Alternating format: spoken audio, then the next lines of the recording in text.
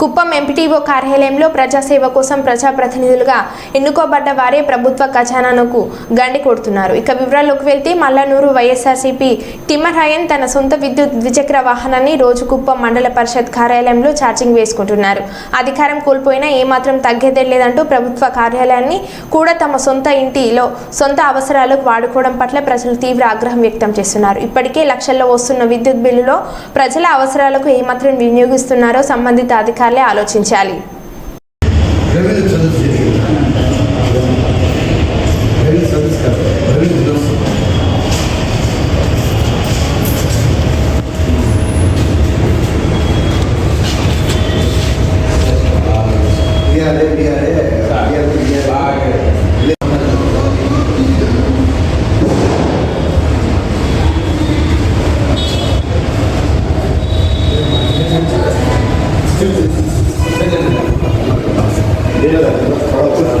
Yeah.